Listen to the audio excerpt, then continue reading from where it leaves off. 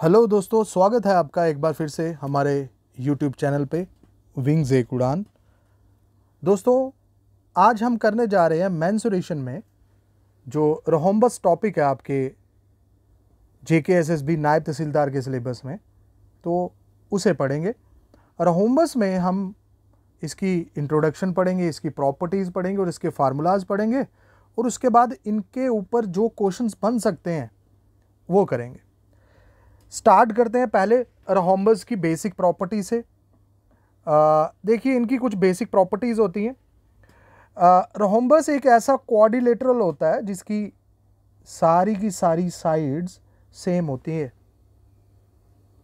यानी कि अगर इस रोहम्बस का नाम अगर ए बी और ये सी और डी रख दिया जाए, तो ये जो ए बी अगर एस है तो बी सी भी एस होगा, सी डी भी एस होगा और ए डी भी एस होगा, यानी चारों साइडें इसकी इक्वल होती है।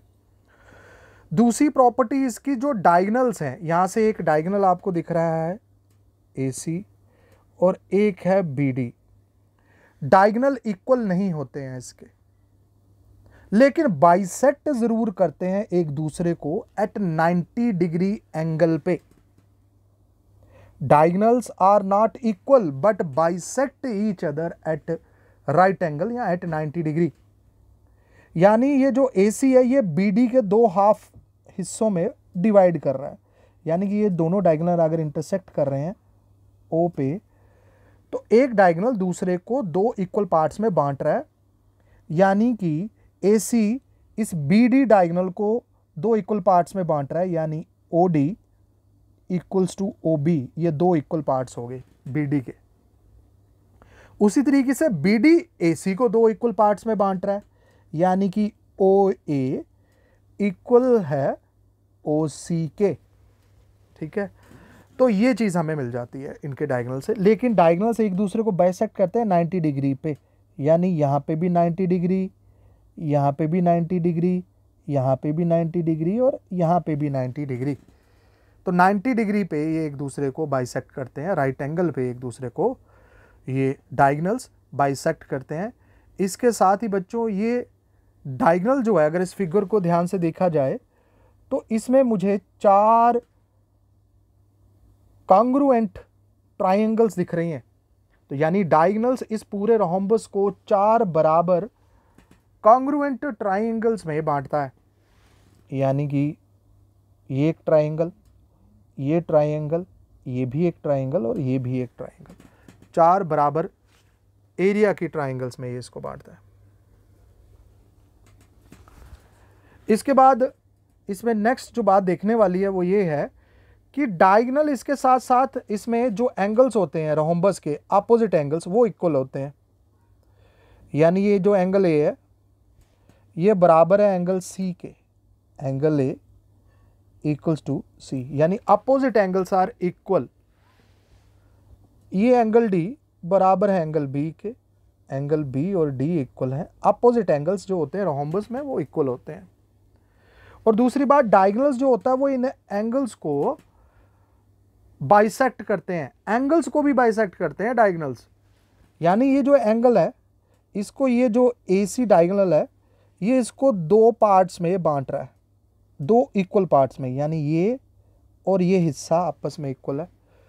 उस तरीके से ये C का ये हिस्सा और ये भी आपस में इक्वल है।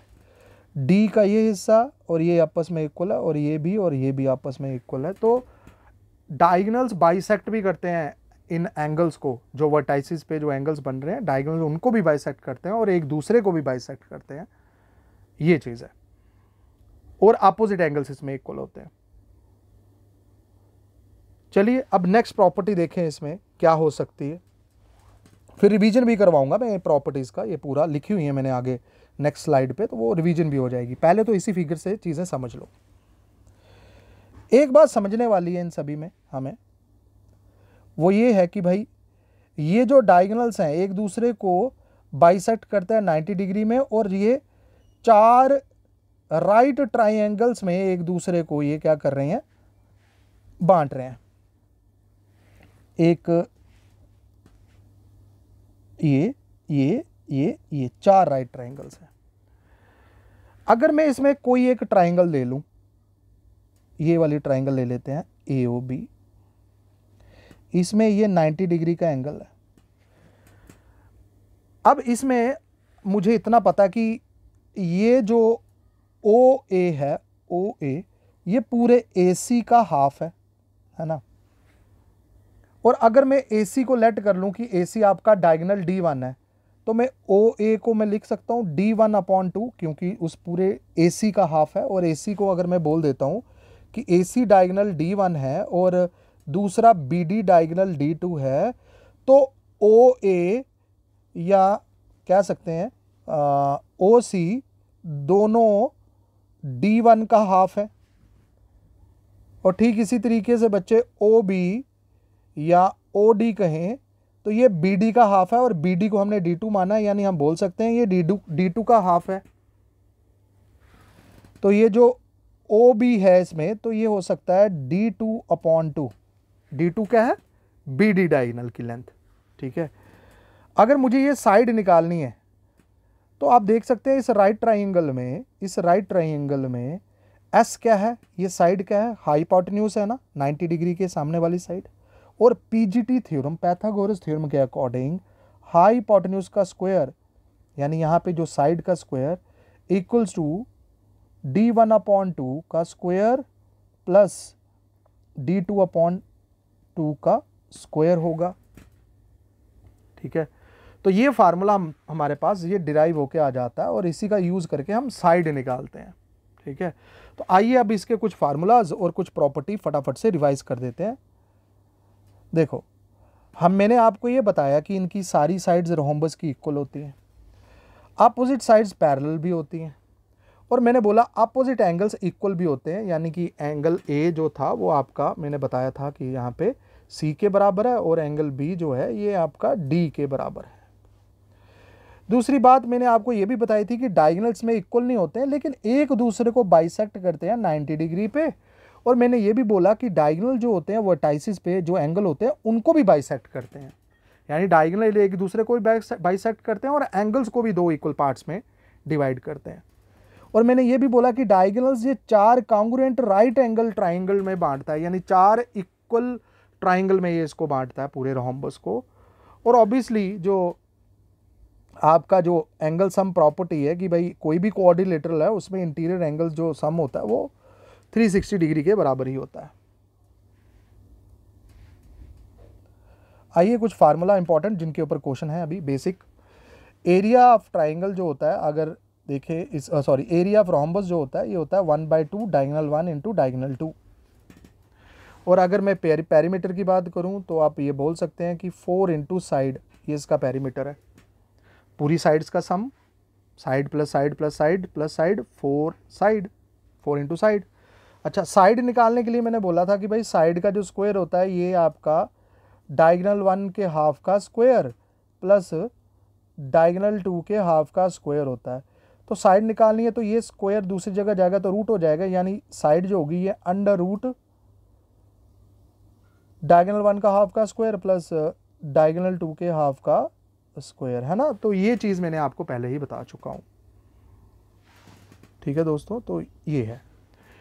इसके साथ बच्चे आपको अगर सिंप्लीफाइड फॉर्म देख करनी है इसको, और अगर मैं सिंप्लीफाई करूं तो इसको सिंप्लीफाई करने पे एंड में मुझे मिल जाएगा साइड इज इक्वल्स टू 1/2 ये डायगोनल 1 का स्क्वायर प्लस डायगोनल 2 का स्क्वायर। तो इसको सिंप्लीफाई करके एंड में रिजल्ट ये भी आ सकता है, यानी अगर आपके पास हाफ डायगोनल्स की लेंथ है अवेलेबल है, यानी अगर आप उसको ईजिली कैलकुलेट कर सकते हैं तो आप ये वाला फार्मूला यूज़ करेंगे।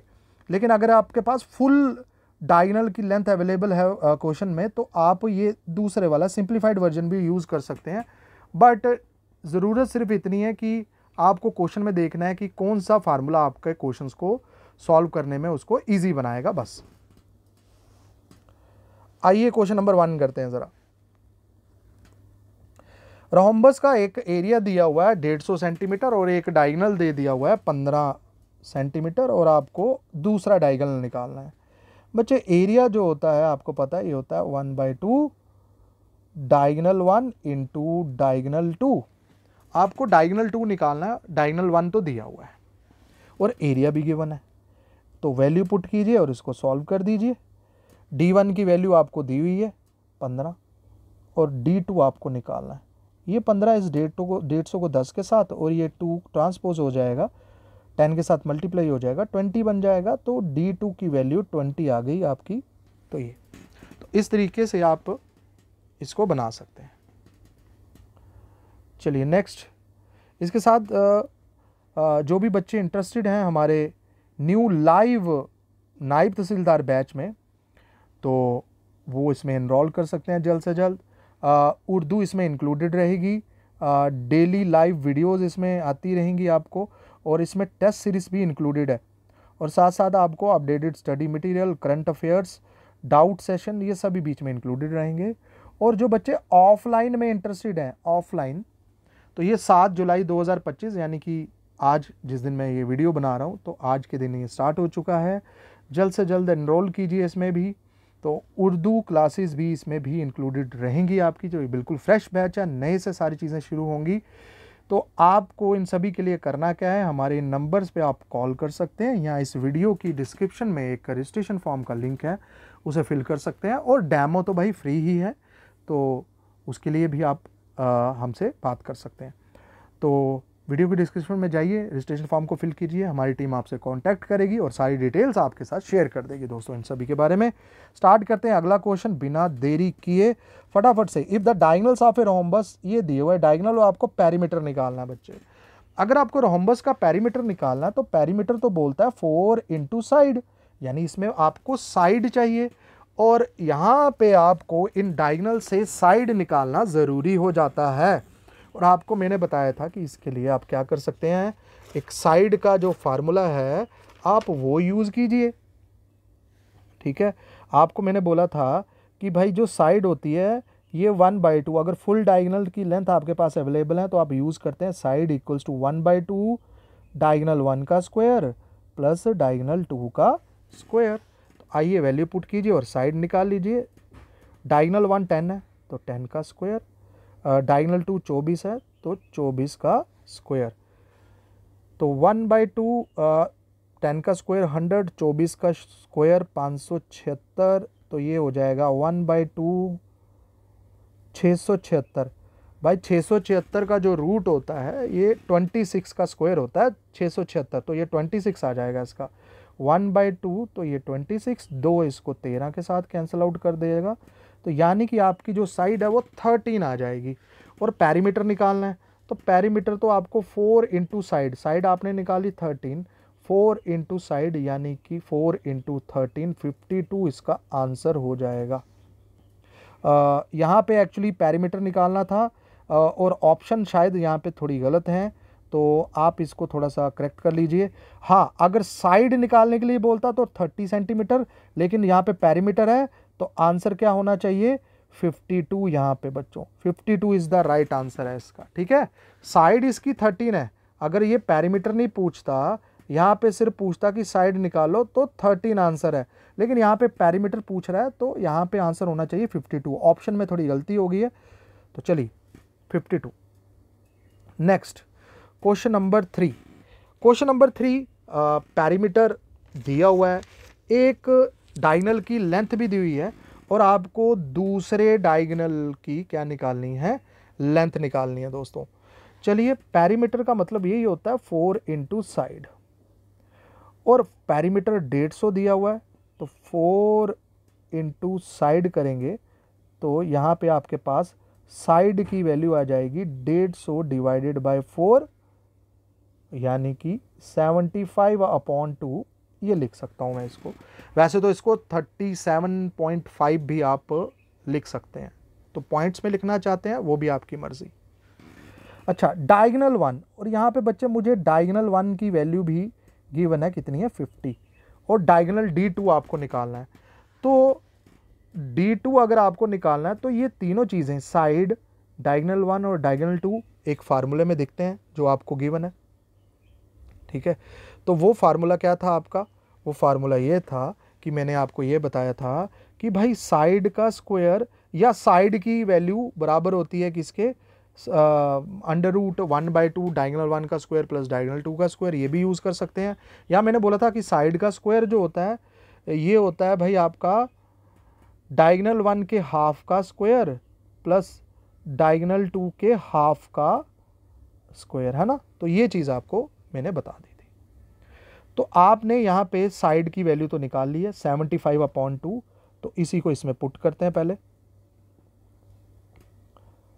यानी मैं लिख सकता हूँ ये 75/2 का square is equals to diagonal 1 50 है, तो डायगोनल 1 का हाफ यानी कि 25 का स्क्वायर, या आप लिख दो 50/2 का स्क्वायर, वो आपकी अपनी मर्जी, प्लस d2 की वैल्यू तो निकालनी है, तो d2 का स्क्वायर अपॉन 2 का स्क्वायर तो 4 आ गया। इसको सिंप्लीफाई करें ज़रा, तो 75 का स्क्वायर होता है 5625, बिल्कुल 5625, और 2 का स्क्वायर 4, 50 का स्क्वायर 2500, 2 का स्क्वायर 4, यहाँ पे d2 का स्क्वायर अपॉन 4। तो अगर देखेंगे तो ये 4 कॉमन है, तो ये तो सारे कैंसिल हो गए। तो आपके पास यहाँ पे d2 का स्क्वायर और यहाँ पे 5625 में 2500 जब माइनस हो जाएंगे, क्योंकि 2500 ट्रांसपोज हो जाएंगे तो 5625 में माइनस हो जाएंगे, तो आपके पास आ जाएगा 3125। और बच्चे d2 की वैल्यू, क्योंकि स्क्वायर दूसरी जगह जाएगा, रूट बन जाएगा 3125, और 3125 जो होता है, देखो 3125 को मैं ऐसे भी तो लिख सकता हूँ, मैं इसको लिख सकता हूँ 3125 को मैं यहाँ लिख देता हूँ। देखो भाई 3125 जो होता है ना, ये होता है 625 × 5, 625 को 5 से मल्टीप्लाई करेंगे तो 3125 आ जाएगा। और 625 का जो रूट है ये तो आसान है, सबको पता है 25 होता है, लेकिन 5 तो अकेला रह गया रूट के अंदर। तो आपका जो यहाँ पे जो आंसर आ रहा है वो आ रहा है 25√5, यानी ऑप्शन है।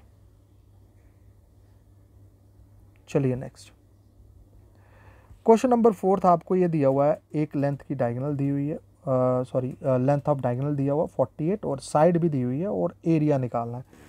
देखिए एरिया के लिए आपको दोनों डायगोनल चाहिए, क्योंकि एरिया जो होता है ये 1/2 d1 × d2 है ना। तो ये फार्मूला आपको पता है, तो यानी कि आपको ये क्वेश्चन सॉल्व करने के लिए कहीं ना कहीं एरिया निकालना पड़ेगा। ठीक है, चलिए निकालते हैं ज़रा। अब देखिए मैंने आपको एक चीज़ बताई थी, यहाँ पे ध्यान से देखना, मैंने आपको ये बताया था कि या तो आप यहाँ पे, क्योंकि एक डायगोनल दिया हुआ और साइड भी दी हुई है, या तो आप दूसरा डायगोनल निकाल लें फार्मूला लगा के कि साइड का square is equals to half of diagonal का स्क्वायर, तो वहाँ से भी आपका निकल जाएगा। चलो पहले वैसे ही कर लेते हैं, यानी कि यहाँ पे साइड का square is equals to diagonal 1 के हाफ का स्क्वायर प्लस डायगोनल 2 के हाफ का स्क्वायर, है ना। ये फार्मूला आपको करवाया था। इसके अलावा मैं आपको एक थोड़ा इसका शॉर्टकट भी बताऊंगा, तो उसमें ये बड़ी जल्दी निकल जाएगा। पहले इस मेथड से देख लीजिए, साइड आपको दी हुई है कितनी 26, तो 26 का स्क्वायर, लेकिन यहाँ पे स्क्वायर आना आपको बड़े ज़रूरी हैं, स्क्वायर और स्क्वायर रूट्स। d1 आपको दिया हुआ 48 और अपॉन 2 का स्क्वायर प्लस d2 अपॉन 2 का स्क्वायर, है ना। अब इसको सॉल्व करेंगे तो यहाँ पे 26 का जो स्क्वायर होता है ये होता है 676, और भाई 2 से इसको अगर मैं कैंसिल कर दूँ 48 को, तो ये जो है ये आपका आ जाएगा कितना 24, तो 24 का जो स्क्वायर होता है वो बन जाएगा 576 प्लस d2 का स्क्वायर अपॉन 4।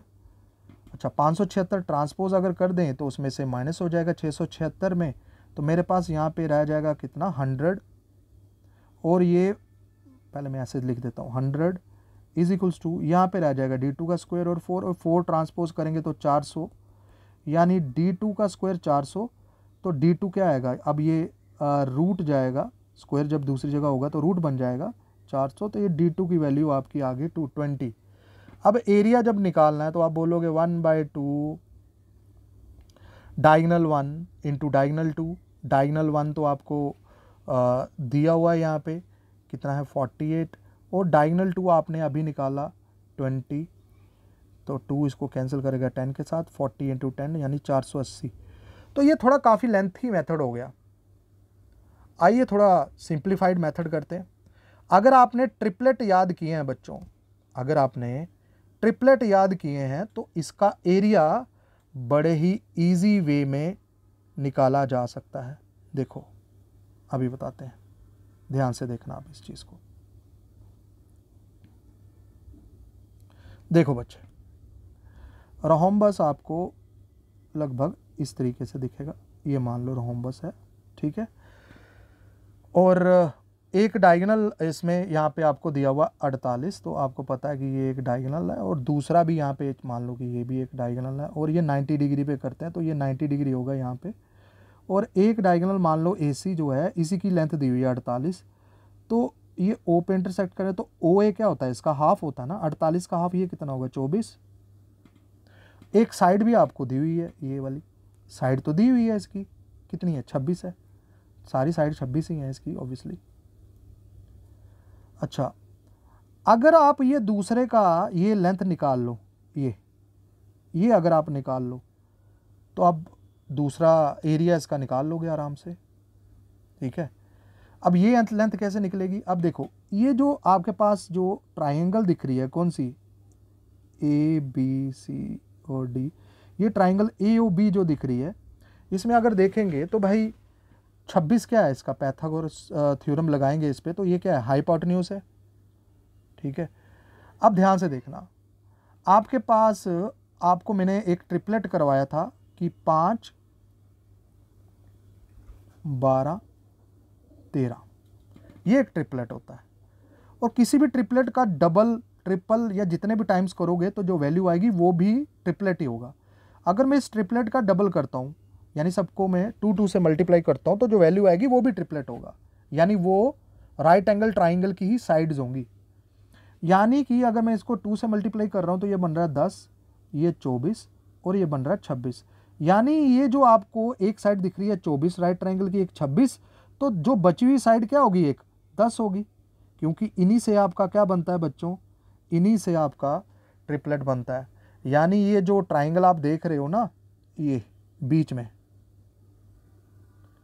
AOB, तो इसमें ये 26 था, सॉरी ये 26 था, और ये डायगोनल का एक हिस्सा 24 था, तो ये वाला पार्ट जो आप OB निकाल रहे हो तो ये कितना होगा, 10 होगा, क्योंकि ट्रिपलेट इन्हीं तीनों से बनता है। तो अगर OB पता है बच्चे तो आप BD निकाल सकते हो, BD OB इसका हाफ है तो BD इसका डबल होगा, यानी कि BD जो होगा, यानी जो D2 डायगोनल है वो इस 10 का डबल होगा, यानी कि 20 होगा ऑब्वियसली। तो आपके पास डायगोनल 2 तो मिल गया। अब एरिया निकालने में क्या दिक्कत है भाई, एरिया तो 1/2 D1 यानी कि 48 इंटू D2 यानी कि 20, तो ये आपका कितना आ गया, 480 इसका आंसर हो जाएगा, ऑप्शन डी, ठीक है। तो इस तरीके से अगर आप करोगे, ट्रिपलेट्स की पहचान अगर आपको है तो बड़े आराम से ये क्वेश्चन आपको बिना फार्मूला अप्लाई किए सॉल्व कर सकते हैं आप लोग, ठीक है। चलिए क्वेश्चन नंबर 5 करते हैं इसका। Question number 5, area of rhombus दिया हुआ है, एक डायगोनल भी दिया हुआ है, इसका पेरीमीटर निकालना है। आपको साइड निकालनी पड़ेगी क्योंकि पेरीमीटर तो होता है 4 इंटू साइड, ठीक है। करिए भाई फटाफट से। अब यहाँ पे हम क्या करते हैं ज़रा कि एरिया दिया हुआ है हमें,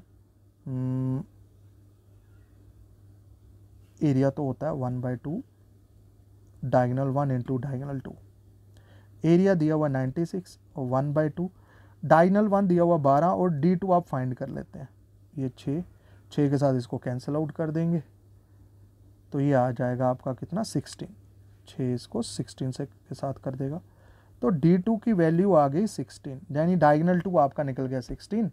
अब साइड निकालेंगे क्योंकि पेरीमीटर निकालना तो उसके लिए साइड चाहिए। तो आपको मैंने पढ़ाया कि भाई साइड का स्क्वायर जो होता है ये बराबर होता है डायगोनल 1 के हाफ का स्क्वायर प्लस डायगोनल 2 के हाफ का स्क्वायर।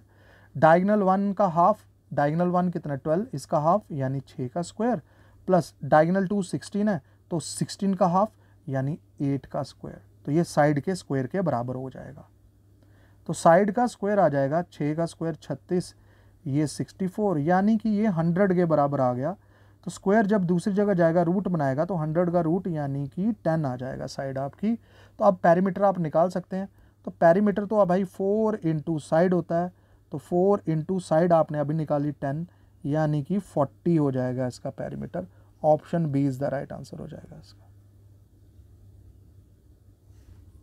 ठीक है, 40 इसका आंसर हो जाएगा, यानी 40 इसका पेरीमीटर हो जाएगा। नेक्स्ट क्वेश्चन नंबर 6 देखिए ज़रा। Sum of the squares of a rhombus. ठीक है जी, साइड्स दी हुई हैं आपको, कह रहा है कि उनके स्क्वायर्स का जो सम है, यानी एक साइड है रोम्बस की एस मान लो या एक्स मान लो, तो एक साइड का स्क्वायर, दूसरी साइड का स्क्वायर, तीसरी साइड का स्क्वायर, चौथी साइड का स्क्वायर, क्योंकि सारी साइड्स एक्स ही है ना, सारी साइड इक्वल है। कह रहा है कि सभी साइड्स के स्क्वायर का सम इक्वल है किसके, 1600 के। तो ये आपका x square plus x square plus x square यानी 4x square is equals to 1600। 4 इसको कैंसिल कर देगा 4 के साथ, यानी 400 आ जाएगा। x की वैल्यू आ जाएगी अंडर रूट 400 जो कि 20 के बराबर है। तो यहाँ पे आपको यही बताना था what is the side of a rhombus. ठीक है जी, तो यानी कि 20 आ गया रोम्बस। ठीक है, तो 20 is the answer. Next question number 7। Question number 7 आपका, length of one side of a rhombus, एक साइड दी हुई है रोम्बस की 13, आल्टीट्यूड भी दिया हुआ है। बच्चे एक चीज़ मैं बताना चाहता हूँ, कोई भी क्वाड्रिलेटरल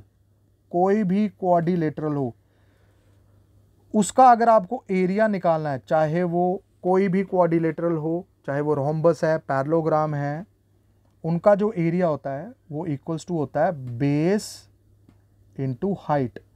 ज़रूरी नहीं कि आप रोम्बस में डायगोनल 1 इंटू डायगोनल 2 निकालें। अगर रोम्बस की बेस पता है और हाइट पता है तो आप बेस इंटू हाइट को मल्टीप्लाई करके उस रोम्बस का डायरेक्ट एरिया निकाल सकते हैं, अगर क्वेश्चन में गिवन है। अगर नहीं है तो फिर आपको डायगोनल दिए हुए तो डायगोनल के अकॉर्डिंग निकालिए। तो कोई भी क्वाड्रिलेटरल, चाहे वो रोम्बस हो चाहे पैरेललोग्राम हो, तो उसका एरिया होता है बेस इंटू हाइट। तो यहाँ पे आपको length of one side of a rhombus, एक साइड दी हुई है 13, और उसका जो अल्टीट्यूड है वो भी दिया हुआ है, यानी एक बेस भी दिया हुआ है, अल्टीट्यूड भी दिया हुआ है 10। तो इसका एरिया निकालने में हमें कोई दिक्कत नहीं होनी चाहिए। ठीक है, तो इसका एरिया जो होता है वो बेस इंटू हाइट, बेस है 13, हाइट इसकी 10 दी हुई है, तो 130 सेंटीमीटर स्क्वायर इसका एरिया आ गया। लेकिन बच्चे एरिया जो होता है, हमें length of the other diagonal, लेकिन बच्चे जो एरिया होता है वो ये भी होता है 1/2 डायगोनल 1 इंटू डायगोनल 2, एरिया तो इसके बराबर भी होता है। अब इसका यूज करके हम डायगोनल 2 निकाल लेंगे। एरिया जो आपने निकाला 130 है और ये 1/2। डायगोनल 1 की वैल्यू दी हुई है कितनी, 26 लिख दिया, और डायगोनल 2 आपको फाइंड करना है। 2 इस 26 को 13 के साथ, 13 इस 130 को 10 के साथ कैंसिल आउट कर देगा, तो D2 की वैल्यू आ गई आपकी 10, डायगोनल 2 निकल गया 10।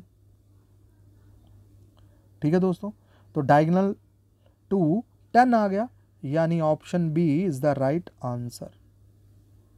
चलिए नेक्स्ट क्वेश्चन नंबर 8। बड़ा ही इंटरेस्टिंग सा क्वेश्चन है ये, क्वेश्चन नंबर 8। इसको थोड़ा सा ध्यान से आपको इसको पढ़ना है ज़रा। देखो क्या बोल रहा है ये, हमें कह रहा है कि OABC इज ए रोम्बस। कह रहा OABC क्या है आपका, रोम्बस है, with 3 vertices on a circle centered at O। कह रहा है कि इसके जो 3 वर्टाइसेस जो हैं वो सर्कल पे हैं, और सेंटर क्या है उस सर्कल का, O है, बिल्कुल, यानी OABC एक रोम्बस है। बनाते हैं रोम्बस ज़रा। इस रोम्बस को मैं कुछ ऐसे बना दूं तो बेटर रहेगा, क्योंकि सर्कल भी तो बनाना है। ठीक है, चलो इस तरीके से इसको रोम्बस मान लो। OABC ये रोम्बस है। सेंटर कह रहा है इसका O रखना है। इस सेंटर से आपने एक सर्कल बनाना है, और इसके 3 वर्टाइसेस उस सर्कल पे आने चाहिए, उसके सर्कमफ्रेंस पे आने चाहिए। यानी इससे अगर मैं ड्रा करूंगा तो कुछ इस तरीके से ये सर्कल बनता दिखेगा। लेकिन याद रखना O क्या है इसका, सेंटर, तो ये कुछ अच्छे से बना नहीं है, सेंटर रहेगा O। तो इस तरीके से सर्कल ये बनेगा। अब याद रखो सेंटर से हमारे सर्कल की बाउंड्री तक जो लाइन होती है उसको क्या बोलते हैं, रेडियस। तो ये भी रेडियस है, ये भी रेडियस होगी, ओ सी भी रेडियस हो जाएगी, ओ ए भी रेडियस हो जाएगी, है ना। और साथ में ये जो सेंटर से ये बाउंड्री तक ओ बी, ये भी रेडियस हो जाएगी। तो ये सारी की सारी ही रेडियस ही तो हैं। और ये सारा दिया हुआ है आपको क्या, find the radius O A O B O C is equals to R. ठीक है जी, तो ये सारी रेडियस ही हैं और इसी को आपने फाइंड करना है। अब आइए ज़रा इसको ध्यान से देखें। अब ये सेंटर से यहाँ जा रहे हैं। अब ये दो ट्राइंगल्स में ये रोम्बस बट रहा है, एक ये और एक ये, दो ट्राइंगल्स बन रही हैं। एक ट्राइंगल बन रही है ओ बी सी और एक ट्राइंगल बन रही है ओ बी ए। दो ट्राइंगल बन रही है। अब ये दोनों ट्राइंगल क्या हैं, इक्विलेटरल ट्राइंगल हैं। इक्विलेटरल का मतलब इनकी सारी साइड्स इक्वल हैं। अब वो कैसे इक्वल हैं, जरा ध्यान से देखो। ये जो ट्राइंगल है इसमें ये भी रेडियस है, ये तो आर है, बिल्कुल आर है। दूसरी रेडियस ओ बी है, ये भी आर है, ठीक है। और यहाँ पे ये जो बी सी है ये भी तो आर होगी, क्योंकि भाई यहाँ पे आपको पता है रोम्बस में सारी साइड्स इक्वल हैं। अगर ओ सी आर है तो बी सी भी क्या होगी, आर ही होगी ना, क्योंकि रोम्बस है, रोम्बस में सारी साइड इक्वल हैं। तो देख सकते हैं इस ओ बी सी में ये तीनों साइड्स जो आपकी ट्राइंगल की हैं वो क्या है, इक्वल हैं। तो और ओ बी में भी तीनों साइड्स इक्वल हैं, आर आर आर, है ना। तो इसलिए ये दोनों इक्विलेटरल ट्राइंगल हैं। और अगर मैं इसकी बात करूं एरिया ऑफ रोम्बस की, अगर मैं इन दोनों ट्राइंगल, दोनों इक्विलेटरल ट्राइंगल के एरिया को ऐड करूं तो क्या मुझे पूरे रोम्बस का एरिया नहीं मिल जाएगा। यानी मैं area of triangle O B C plus area of triangle O B A, इनको अगर मैं ऐड करता हूं तो मुझे एरिया ऑफ रोम्बस मिल जाएगा, ओ ए बी सी, ठीक है। और ये दोनों ट्राइंगल इक्विलेटरल हैं। और इक्विलेटरल ट्राइंगल का जो एरिया होता है वो आपको पता है √3/4 इंटू साइड का स्क्वायर, है ना। तो ये इक्विलेटरल ट्राइंगल का जो एरिया का फार्मूला लगा के हम इसको सॉल्व करेंगे। चलिए अब एरिया ऑफ रोम्बस हमें क्योंकि गिवन है 32√3, तो इसी को लगाएंगे। यानी एरिया ऑफ रोम्बस यानी 32√3 ये इक्वल है दोनों ट्राइंगल के, इक्विलेटरल ट्राइंगल के एरिया के बराबर, यानी 2 into area of equilateral triangle √3/4 into side का स्क्वायर। साइड यहाँ पे कितनी है, आर, आर का स्क्वायर। और इसी आर को आपने फाइंड कर लेना है बड़े आराम से। चलिए सॉल्व करते हैं इसको। ये दो इस 4 को कैंसिल करेगा 2 से, ये √3 ये √3 कैंसिल। अब ये 2 ट्रांसपोज हो जाएगा, 32 के साथ मल्टीप्लाई होगा तो ये 64 बनाएगा। और ये जब रूट बन जाएगा तो ये 8 की वैल्यू दे देगा आर आपको। आर की वैल्यू 8 आ गई और यही रेडियस आपको फाइंड करनी थी। इसके बाद बच्चों नेक्स्ट जो है क्वेश्चन नंबर 9, ज़रा देखिए, ये भी बहुत बढ़िया सा क्वेश्चन है एक। और यहाँ पे आपको एक चीज़ देखनी है, एक कॉन्सेप्ट है वो याद रखिए। कॉन्सेप्ट क्या है, इसको ज़रा ध्यान से देखना कि राइट एंगल ट्राइंगल, अगर कोई भी राइट एंगल ट्राइंगल है उसके अंदर अगर बच्चे आप कोई भी सर्कल इंस्क्राइब्ड करते हैं यानी बनाते हैं, यहाँ से बीच में कोई भी सर्कल अगर आप बनाते हैं तो उसकी जो रेडियस होती है, ये इन रेडियस जिसको बोलते हैं, यानी इस केस में जो इन रेडियस होती है वो बराबर होती है perpendicular plus base minus hypotenuse divided by 2। तो राइट एंगल ट्राइंगल में जो इन रेडियस होती है उसका फार्मूला आप याद रखें, ठीक है। तो ये है। अब आइए इस क्वेश्चन को सॉल्व करते हैं। कह रहा है एक रोम्बस है ABCD, बना लेते हैं एक रोम्बस ताकि आपको अच्छे से समझ आए। अदरवाइज डायग्राम बनाने की ज़रूरत नहीं है, ये ऐसे भी आप कर सकते हैं। रोम्बस ABC और D। अब यहाँ पे AC ये दिया हुआ है, यानी डायगोनल दिया हुआ है एक, 12 सेंटीमीटर और एक BD 16, ठीक है जी। BD भी डायगोनल दिया हुआ है, ये भी आपको 16।